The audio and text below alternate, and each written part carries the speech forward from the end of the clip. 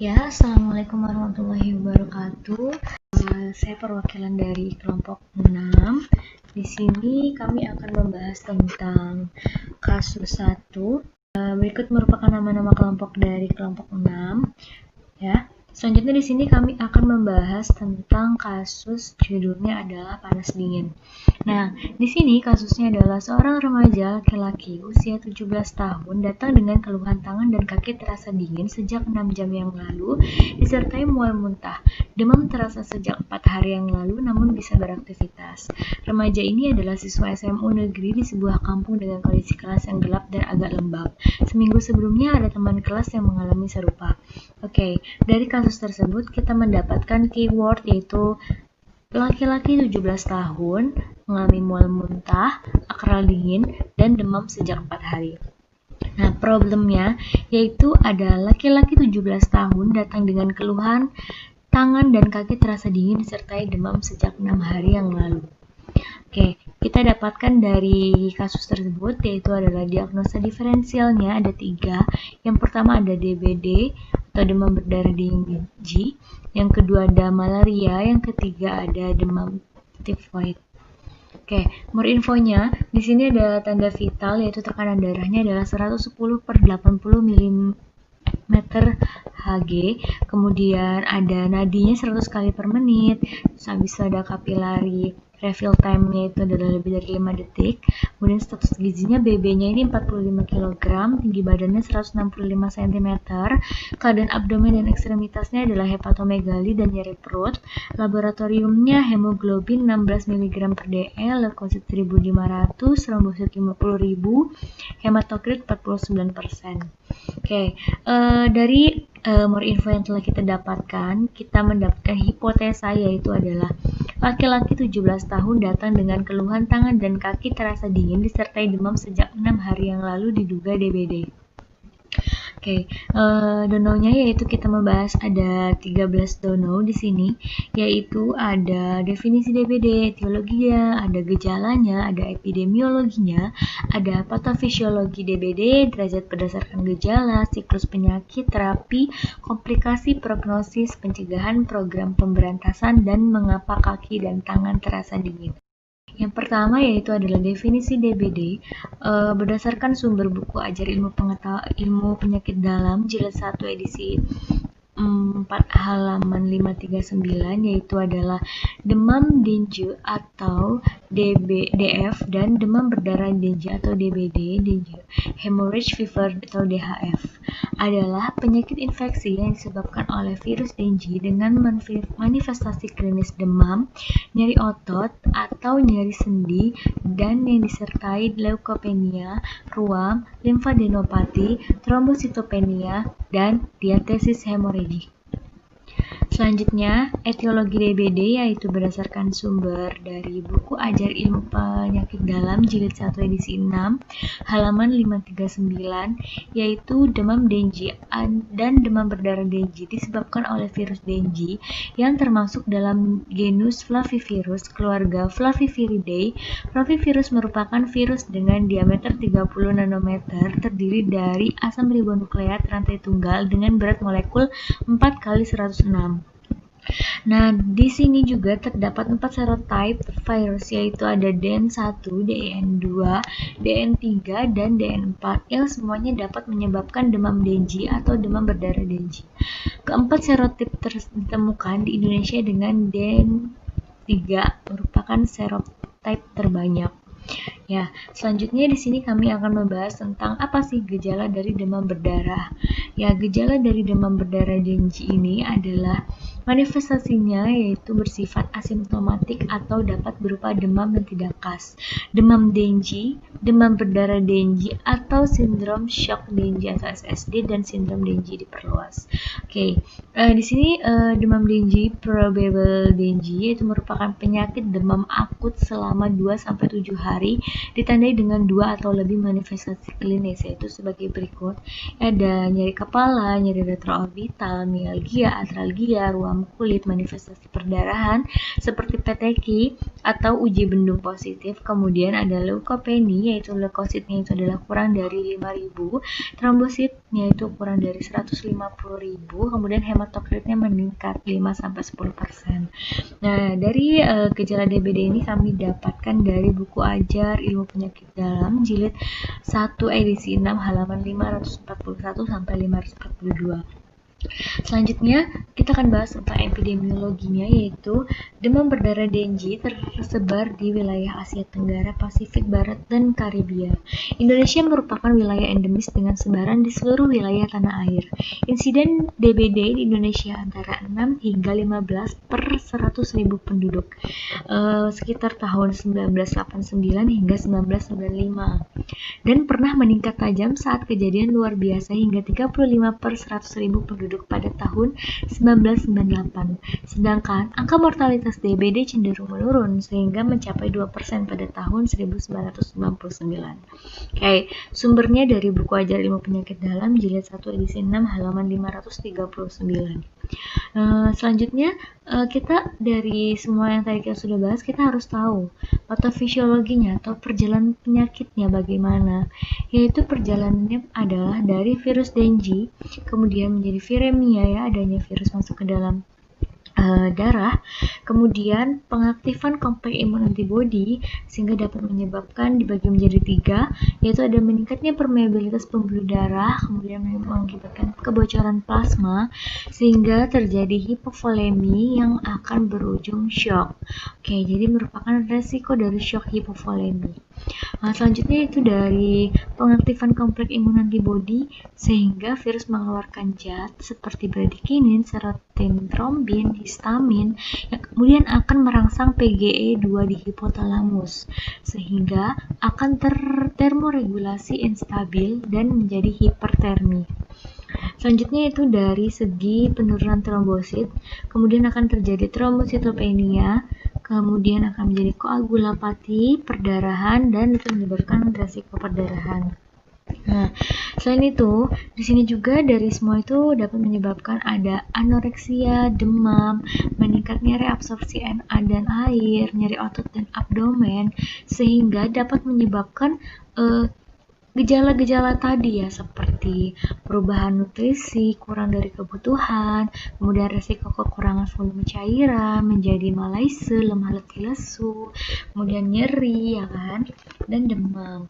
Oke, sumbernya dari Akademia Edu. Selanjutnya yaitu di sini kita akan membahas tentang derajat DBD berdasarkan gejala. Jadi DBD ini juga punya derajat, ya. Di sini kita bagi menjadi 5 kategori. Yang pertama itu ada DD atau Dengue atau demam Dengue. Gejalanya itu adalah demam disertai 2 atau lebih tanda, yaitu ada sakit kepala, nyeri retroorbital, ya, di sekitar mata, kemudian ada mialgia, nyeri otot, dan artralgia juga sama. Kemudian di derajat 1 yang membedakan adalah gejalanya adalah sama seperti di atas, tapi ditambah dengan uji bendungan hasilnya adalah positif. Kemudian di sini ada derajat 2, yaitu gejalanya sama seperti di atas, ditambah dengan adanya perdarahan spontan. Kemudian derajat ketiga gejalanya sama dengan di atas, tapi ditambah dengan kegagalan sirkulasi, yaitu terasa kulit dingin dan lembab serta gelisah. Jadi kulitnya itu terasa kayak seperti lembab, ya, ada keringat seperti itu dan tampak gelisah. Kemudian di derajat 6, di derajat 6 ini ada shock berat disertai dengan tekanan darah dan nadi tidak terukur. Oke, di sini DBD derajat 3 dan 6 juga disebut dengan sindrom shock Dengue atau SSD, ya. Di sini adalah sumbernya ada buku ajar ilmu penyakit dalam. Kemudian selanjutnya kita akan membahas, ya, bagaimana sih siklus penyakitnya. Ya, jadi di sini siklus penyakitnya ini ada fase demam, ada fase kritis, dan fase pemulihan. Jadi di sini kita ada 3 fase, ya. Fase demam itu terjadi apabila pasien mengalami demam tinggi hingga 45 derajat Celcius yang berlangsung 2-7 hari. Biasanya pasien ini mengalami gejala yang mual, muntah, sakit kepala, tenggorokannya sakit, muncul bintik-bintik, kemerahan di kulit, serta mengalami nyeri otot dan tulang dan sendi seperti apa yang saya bilang tadi. Itu baru fase demam.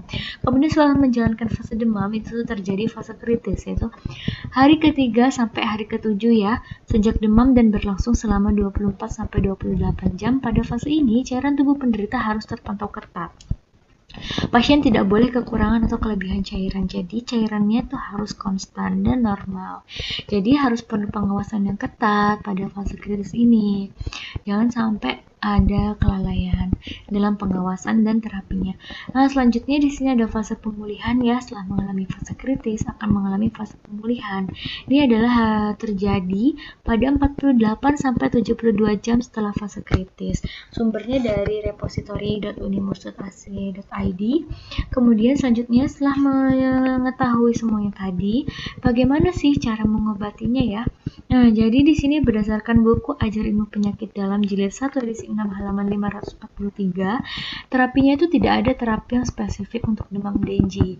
Prinsip utamanya adalah terapi suportif ya. Jadi dengan terapi suportif yang adekuat, angka kematian dapat diturunkan hingga kurang dari 1%. Pemeliharaan volume cairan sirkulasi merupakan tindakan yang paling penting dalam penanganan kasus DBD. Asupan cairan pasien juga harus tetap terjaga, terutama cairan pada oral ya. Jika asupan cairan oral pasien tidak mampu dipertahankan, maka dibutuhkan suplemen cairan melalui intravena. Jadi kita memasukkan cairan dari si jarum suntik atau di IV ya, untuk mencegah dehidrasi dan hemokonsentrasi secara bermakna. Perhimpunan Dokter Ahli Penyakit Dalam Indonesia atau PAPDI bersama dengan Divisi Penyakit Tropik dan Infeksi dan Divisi Hematologi dan Onkologi Medik Fakultas Kedokteran Universitas Indonesia telah menyusun protokol penata laksanaan DBD pada pasien dewasa berdasarkan kriteria, yaitu 1. Penata laksanaan yang tepat dengan rancangan tindakan yang dibuat sesuai atas indikasi. Yang kedua yaitu ada praktis dalam pelaksanaannya. Yang ketiga ada mempertimbangkan cost effectiveness. Nah, protokol ini terbagi dalam 5 kategori, yaitu protokol 1 di sini adalah penanganan tersangka atau probable DBD dewasa tanpa shock. Nah, kita lihat ya berdasarkan kriteria WHO tahun 1997 di sini jika ada keluhan DBD, kemudian kita melakukan uji ya, kita tes jika HB dan hematokrit serta trombositnya normal, maka kita akan melakukan observasi, kemudian rawat jalan, lalu lakukan pemeriksaan HB, HT, dan leukosit serta trombosit per 24 jam, jangan sampai terlewat. Kemudian apabila hasilnya HB, HT normal, hematokritnya normal, dan trombositnya itu rentangnya adalah 100.000 sampai 150.000, maka kita akan lakukan observasi dan rawat jalan, kemudian sama masih terus pantau HB-nya, hematokritnya, leukositnya, trombositnya sampai per 24 jam. Apabila di sini HB, hematokritnya normal, trombositnya kurang dari 100.000, maka kita rawat. Oke, dan apabila HB, hemoglobin, hematokritnya meningkat, trombositnya normal atau turun ya, bisa normal atau turun, maka kita rawat.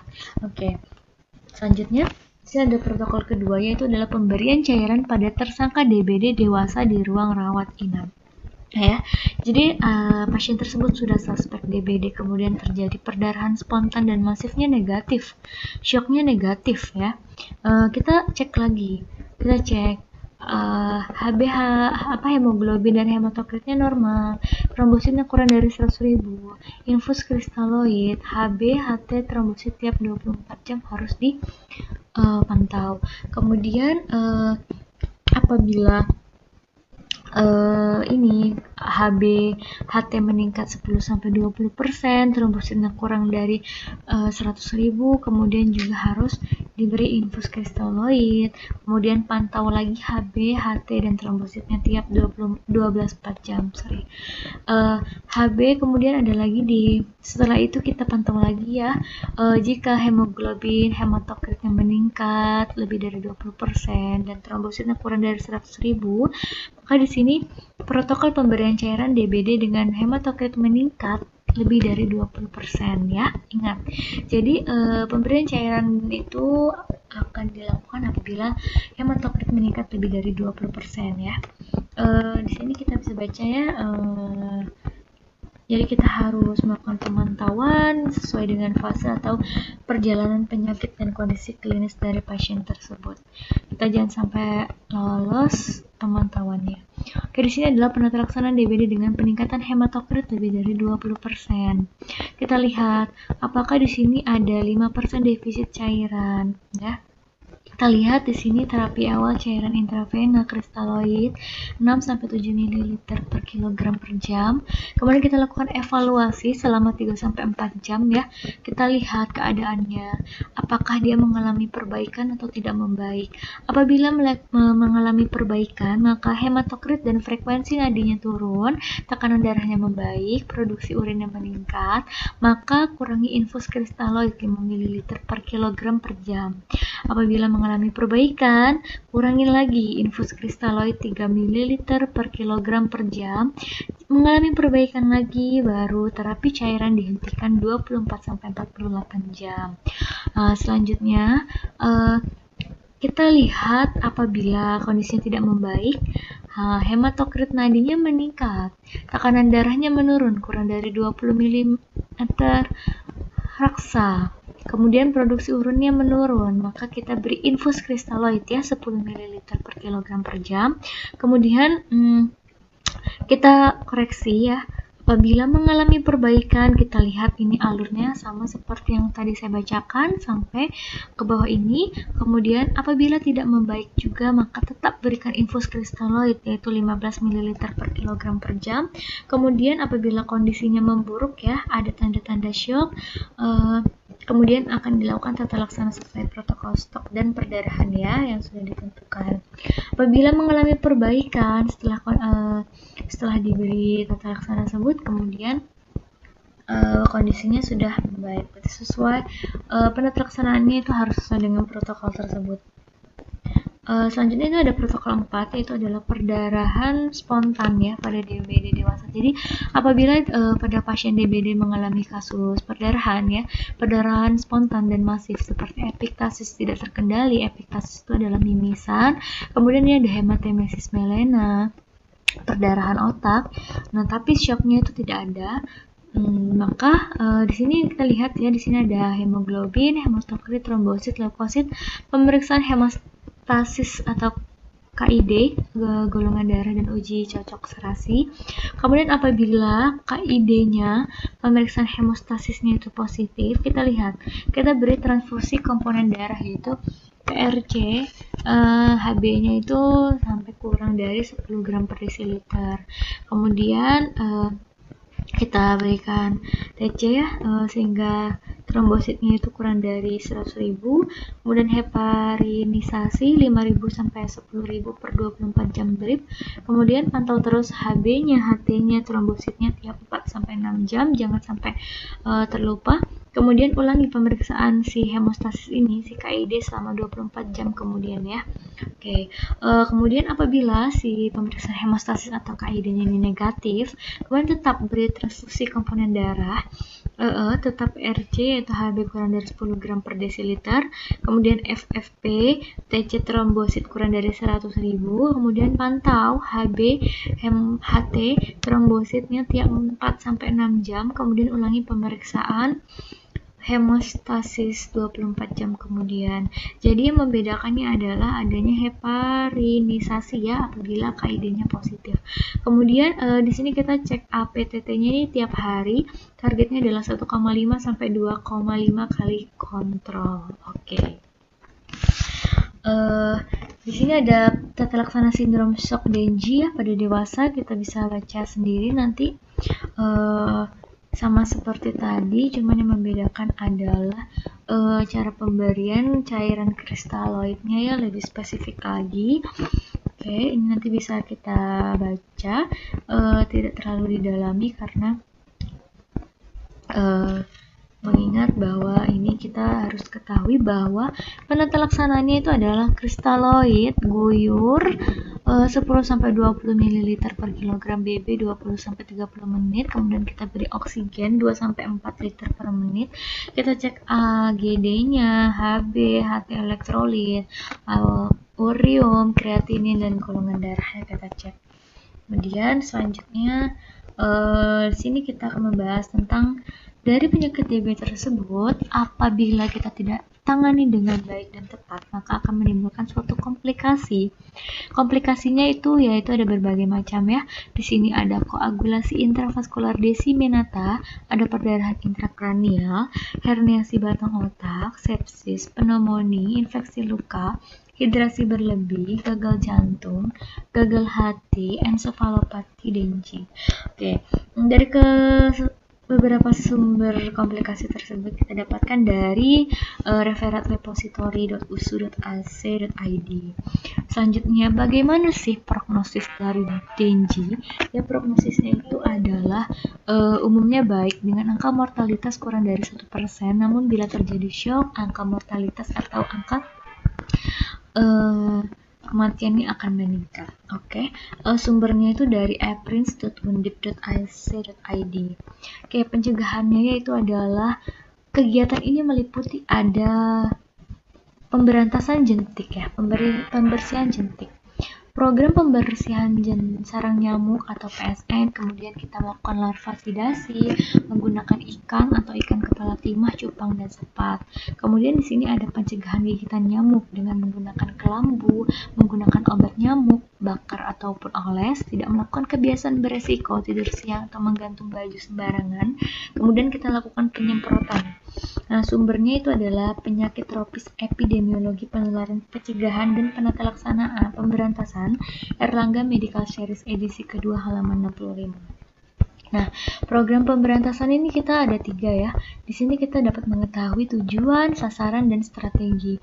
Tujuannya itu adalah untuk menurunkan angka kesakitan dan kematian penyakit DBD, kemudian mencegah dan menanggulangi kejadian luar biasa.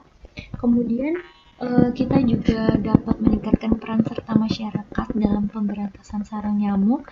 Kemudian sini sasarannya ya, ada sasaran nasionalnya tahun 2000. Di sini ada angka kesakitan di kecamatan endemik DBD kurang dari 2/10.000 penduduk, kemudian CFR-nya kurang dari 2,5%. Nah, strateginya yaitu adalah kewaspadaan dini, penanggulangan KLB, peningkatan keterampilan petugas, dan penyuluhan. Kayak sumbernya itu dari penyakit tropis, epidemiologi, penularan, pencegahan, dan pemberantasan, Erlangga Medical Series edisi kedua, halaman 64-65.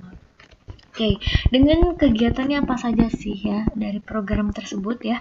Yaitu ada 1, pelacakan penderita, yaitu adalah penyelidikan epidemiologis, yaitu kegiatan mendatangi rumah ke rumah dari kasus yang dilaporkan. Nah, misalkan kita harus mencari nih penderita lain dan memeriksa angka jentik dalam radius T 100 meter dari rumah indeks.